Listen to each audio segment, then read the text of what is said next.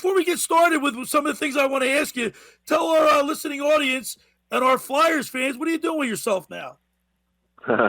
Well, I've been coaching goalies since I retired in Montreal. I've been actually around a little bit coaching guys in different places like Washington, Colorado, and guys have been coming in here to train, and I got my little, young kids that I train also. So, it's been nice because when you retire from playing, it's hard to be away from the ice. You know what? I would imagine for any professional athlete that spent your entire life playing a sport, it must be difficult to actually have to hang them up one day. Yeah, the transition can be hard. And before I retired, I spoke to some of the guys that retired that I know of, and they all told me if you can stay close to the rink, it'll make it a lot easier. And it has. When I retired, I took like a 2-week break, and I started coaching right away. I know you're good friends with Kim Perrant. Scotty McKay, who's my Saturday co-host, says that you're good friends with Kim Perrant. Of course, that's good goalie lineage right there. Yeah, exactly. Yeah, but I've spent a lot of time with the organization and met some good friends there. And we stay in contact, give some news like here and there. And I've been wanting to visit for a little bit now. I haven't been able to, obviously. But I miss my friends and fans from Philly. Hey, Dom, when you were a player, when you came up in the NHL in like the 1990, and I guess you started 91, 90, 91, 92, 93, 94, well, you were at Hershey up and down a little bit. How much of a role, how much of a mentor was Bernie Perrant? Did he have a lot to do with your maturation as a goalie for the Flyers? Definitely, yeah. Bernie was, I had this butterfly style, and back then it wasn't very popular. It is now. It is now, exactly. That's what I've been told. But back then, we had lots of really good conversations about, like, first thing he asked me is why I play this way, and backed everything up with a lot of stats. The percentage of the shots are low, and most of them are in the middle. So you got to cover that bottom and the middle of the net, and hockey had changed a little bit, obviously, from when he played. There were more like passes across and things like that. When you're sliding across on a pass and a one-timer, if you're standing up, it would be extremely difficult to make a save, right? So he was behind me the whole time and encouraging me and giving me some really good tips, obviously, from somebody that won the Stanley Cup. We're talking with former Flyers goalie Dominic Roussel. And Dom, I'm looking at your roster in 1990. I think it was 92, 93. You had a pretty wild team there. Look at some of the players. You went 29-20 that year, but you had a cast of characters. You guys had a good team. I mean, you had Mark Recchi, Eric Lindros, Rod Brindamore, Gary Galley, Kevin Dineen, Pelly Eklund. You guys had a cast of characters. Dave Brown. That was a pretty fun team to play on, huh? Yeah, we were really strong physical, obviously, but offensively, we did a really good job. But if you remember the Eric Lindros trade, we lost a few defensemen there, and Mark Hout retired. So I was a young goalie with young D's in front, and that's where we had a little bit more problems. But yeah, it was a good season. I still can't believe we didn't make the playoffs with the record I have, but we definitely had a good team, and we could beat anybody for sure. Dom, I noted today you look at the style of goaltending that we talked about here a few minutes ago. The butterfly is more prevalent now than it was when you played.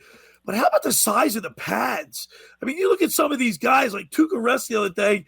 He was getting off the ice with the game. So I guess he lost track of what was going on in the game. But you look at the size of the pads that these goalies are wearing today. It's unbelievable.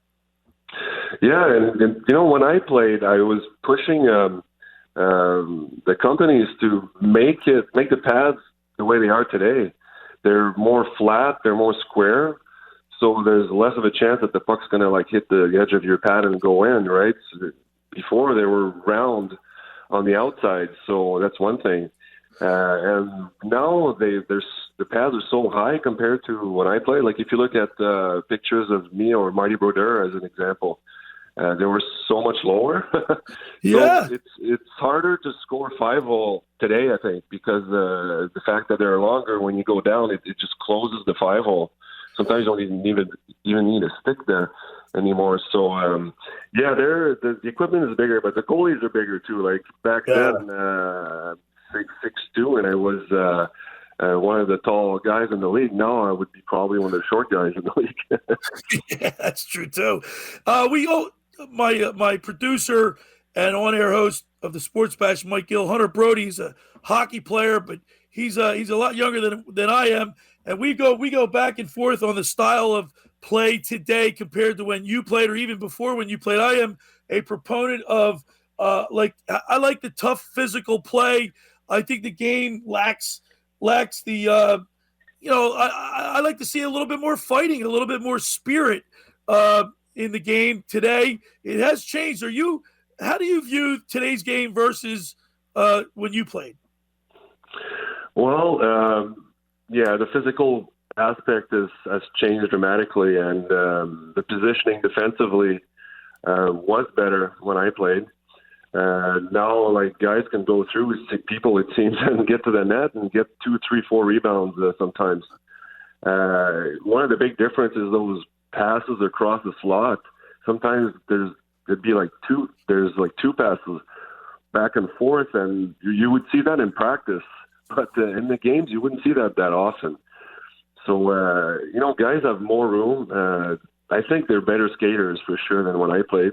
Yeah. The skill level is higher. Like back in the day, you would have a first or second line that could dangle a little bit, and now it seems like the whole lineup can do that. Even defensemen can jump into play and beat guys. So it seems hard for the goalies. Goalies are better, but I think that the fact that it's more offensive oriented and less defense, less physical, makes it easier, like, for guys to score. But it's I like the physical part, definitely, and the fighting is necessary, I feel, when the refs don't do their jobs. But if the refs do their jobs, then it's not as important.